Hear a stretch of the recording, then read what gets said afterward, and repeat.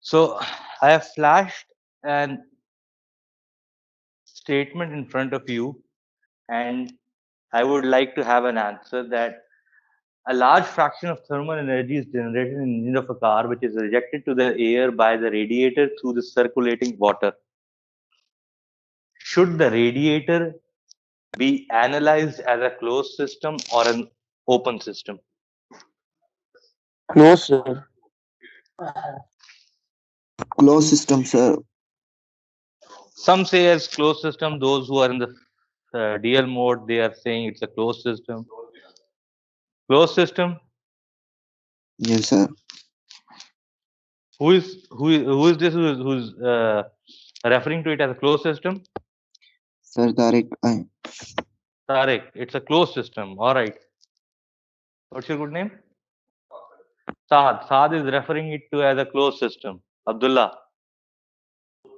Closed system. What is it that is extracting the heat? Water. So if there is no water coming into the system, would the radiator be working?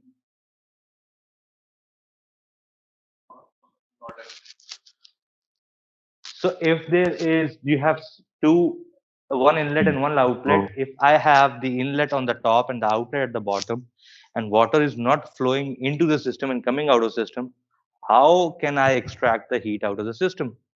All right.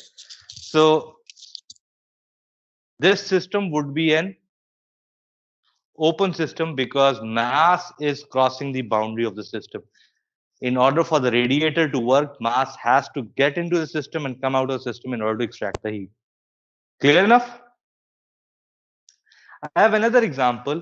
I have a can of, let's say, Pepsi or Coca-Cola, and I want to cool it down so that I place it within the refrigerator. Now, should I assume my can to be a closed system or an open system? Closed systems. Those were, sorry? Those who are in the online, open system or a closed system? Closed system, sir.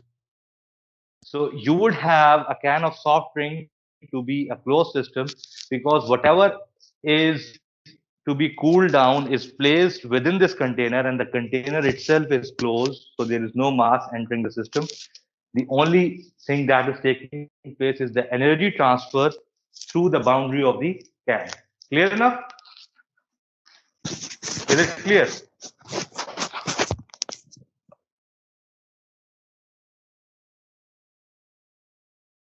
Moving on, we have density and specific gravity.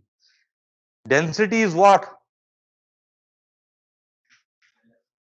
Mass per unit volume. Is there any relationship between temperature and pressure and density of a material?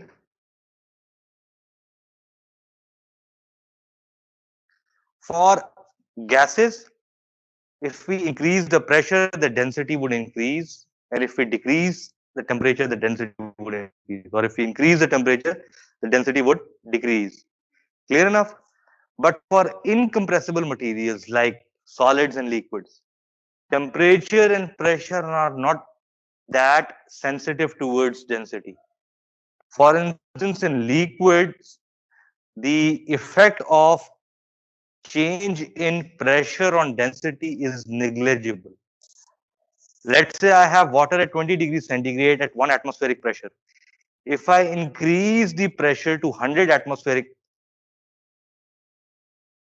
the change in density would be less than 0.5%. So if I increase the pressure for water at 20 degrees centigrade 100 times from 1 atmospheric to 100 atmospheric, the change in density value would be less than 0.5%, which is very negligible. Temperature, on the other hand, is slightly sensitive towards liquids. The same water at 20 degrees centigrade, if I increase the temperature to 75 degrees centigrade, the change in density would be roughly around 2.3%. Clear enough? Now, known that density is expressed as mass per unit volume. And another property which is specific volume should be what? Volume per unit mass. So it is actually the density. Clear enough? Is it clear? All right. Another term that we have is specific weight of a unit volume of a substance. Again, the weight of a unit volume of a substance. And how do you define it? You define it with density multiplied by the gravitational force, the value of acceleration due to gravity. Does it make sense? Yes, no. If I have density value written on top, which is mass over volume, how can I convert the mass into weight? Multiplied by G. So essentially, mg divided by the volume would give me the weight per unit volume. Is it clear? इसमें किसी को doubt? Clear है? So density multiplied by gravity is essentially the specific weight. Another term that we'll see is the specific gravity. Specific gravity, as it is written over here, is the ratio of the density of a material with reference to any standard density. And the standard chosen is essentially the density of water at 4 degrees centigrade. Density of water at 4 degrees centigrade is 1 gram per centimeter cube. Clear? So if I have a table of gravity over here, will give me specific gravities, various materials. Let's say I have gasoline. The specific gravity of gasoline is what? 0.7. What should be the density of gasoline? Very good. If I know that the density of water is 1 gram per centimeter cube, and I multiplied by the specific gravity, which is 0.7, essentially the density of my gasoline would essentially be 0.7. Another point that needs to be understood at this point is, if I say that my specific gravity is 0.7 for gasoline, should gasoline be lighter than water or heavier than water? Density of water is 1 gram per centimeter cube, gas is 0.7 grams per centimeter cube. It is lighter than water, so it would essentially float on top of water. So all these specific gravities which are less than 1, they are essentially lighter than water and they tend to float on the surface of water. Clear? All right. Moving on, I have this example. Has a volume of 0.2 meters cube and it is filled with liquid water. The density of liquid water is given to be 1000 kg per meter cube. You have to determine the weight of the combined system. How would you do that?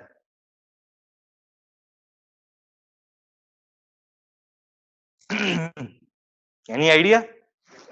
How?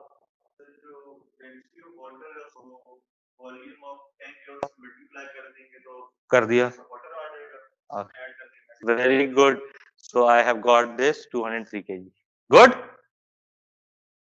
What does the statement says? Determine the weight of the combined system. How would you find out the weight? Multiplied by 9.81. But the point to highlight over here is that if you have missed out this assumption, I'll not consider it correct. You have assumed that the value of G is 9.81. And based on that, you have found out the value of whatever 1991 newtons. In thermodynamics, very often you would see that there are certain assumptions associated with analysis. Whenever you come across the analysis of a system and there are some standard assumptions associated with that system, you have to mention those assumptions before you could be. All right? Clear enough? Now, what did the assumption do? It made my job easier. Similarly, when you are analyzing thermodynamic systems, you do assume certain things which makes your analysis rather easier, although it may not be 100% correct, but I may not need that. So, in order to perform an analysis, assumptions which can give you a fairly good result, you can have some assumptions, and those assumptions must be mentioned before you perform the analysis. Clear? Moving on, state and equilibrium.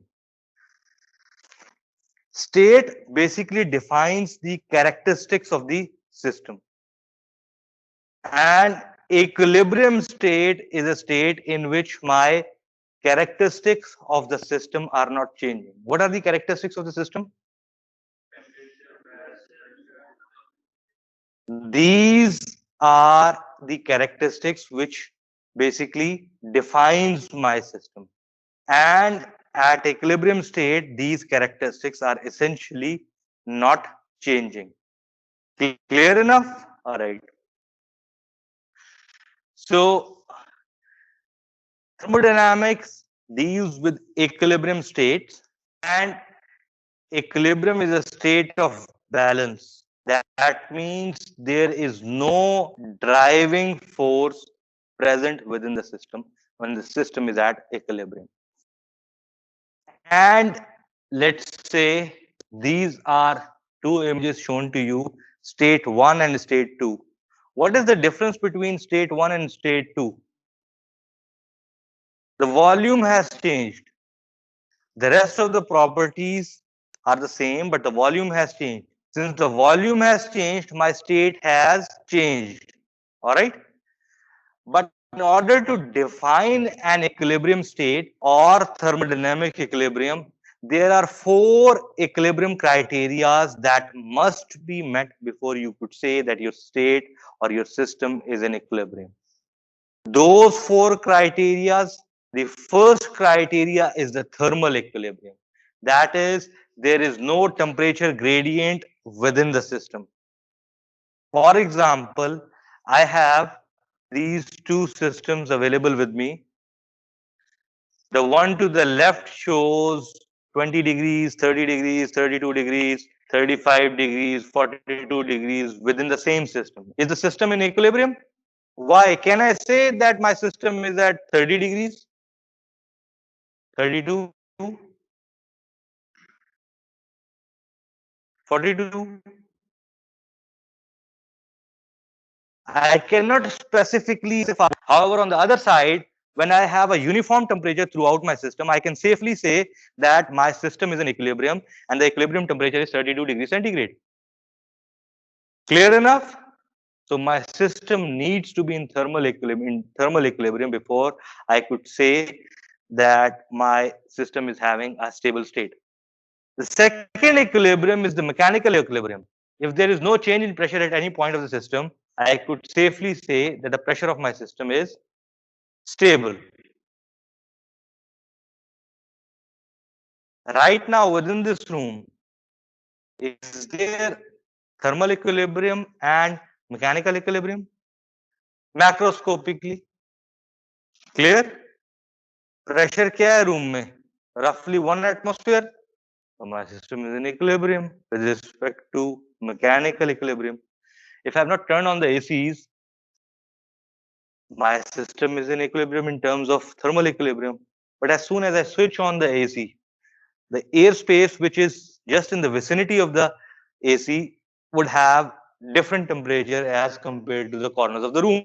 So my system for the moment would not be in the thermal equilibrium. Let's say after half an hour or when all of the room achieves the same temperature, my system comes into thermal equilibrium. Clear? Now, the third kind of equilibrium is basically the phase equilibrium, which says that if a system involves 2 phases and when the mass of each phase reaches an equilibrium level, it stays there, you say it's a phase equilibrium. For instance, if you remember the phase, I'm in the liquid phase and I'm cooling down my material. You remember the phases were constantly changing. You entered into an austenite zone, then you enter into ferrite plus cementite zone. And once you reach to the room temperature, you have finally defined your final phases, whether it's a two-phase system, whether it's a eutectic system, but you have fixed phases at room temperature which are not changing. So that's the condition where you have phase equilibrium. Clear? The fourth kind of equilibrium is the chemical equilibrium, which says that the chemical composition of a system does not change with time and there is no chemical reaction occurring. If you remember, as you were cooling down from the liquid state, let's say 0.2% carbon iron, 0.2% carbon steel, you had two different phases or multiple phases that evolved, and the composition of every phase was changing with respect to the temperature you were studying at, until and unless you reach to the room temperature where you have the final composition of the fixed phases. That is the point of equilibrium. Is it clear? अगर same हो रहे हैं तो system stable है.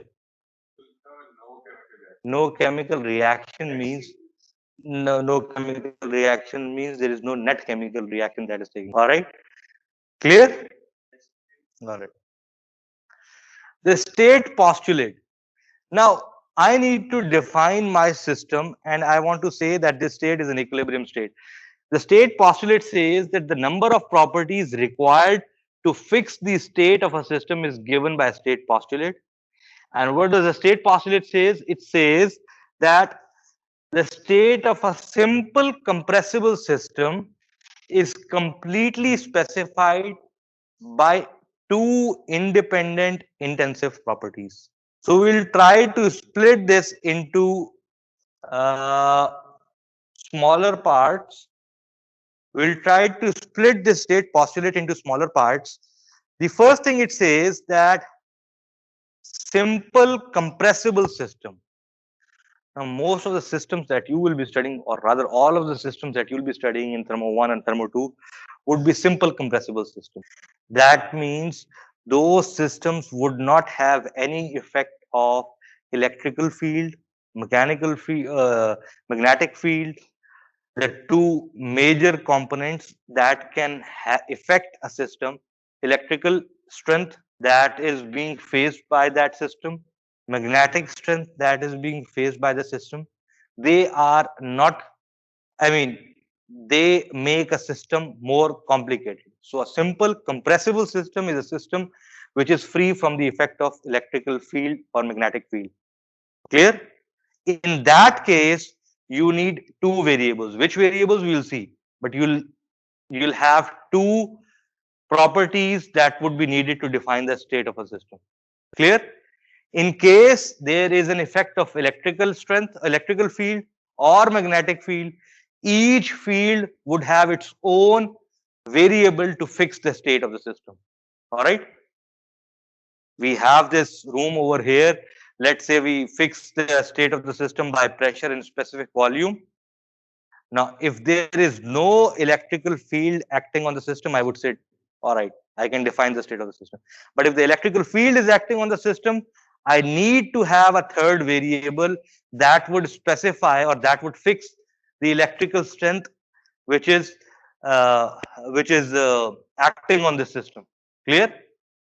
The moment I change the electrical field or electrical strength acting on the system, my state would change.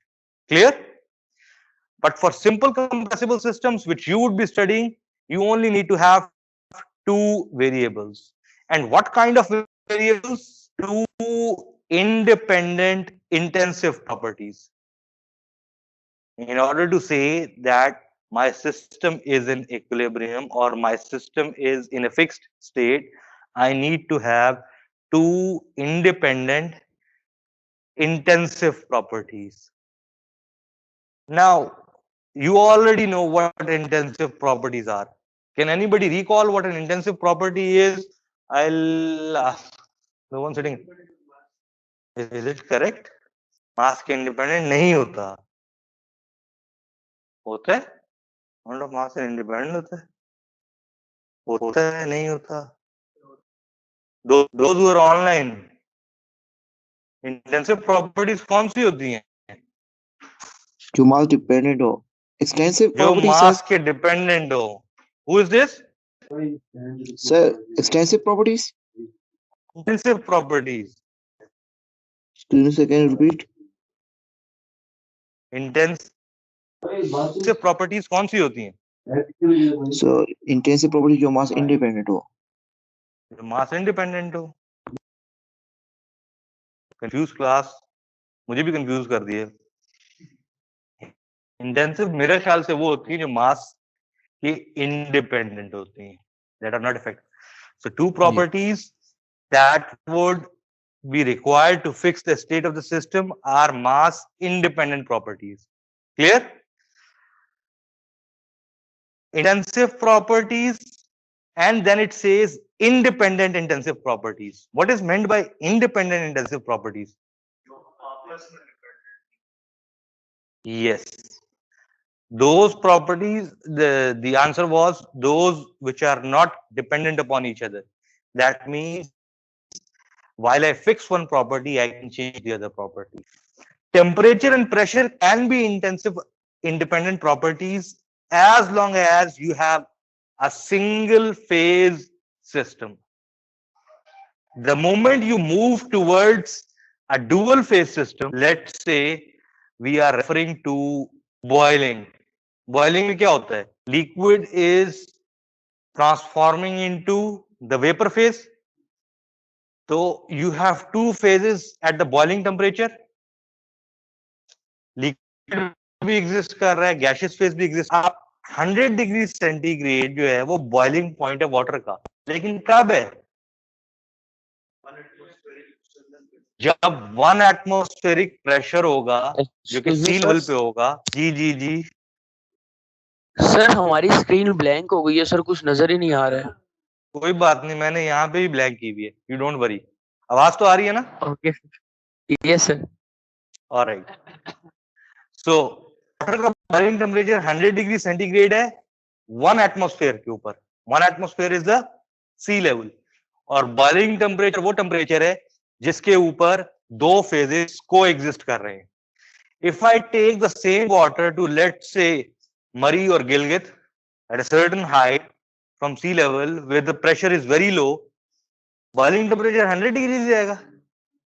So you cannot boil water at 100 degrees centigrade. You have to come down to a lower temperature in order to boil it. Now, in that condition where you have two phases coexisting, the independence that was there between pressure and temperature is no more there. Clear? So you cannot refer to temperature and pressure as the two independent properties to fix the state of a system if it is a dual phase system. This is a very important point. This would come again and again.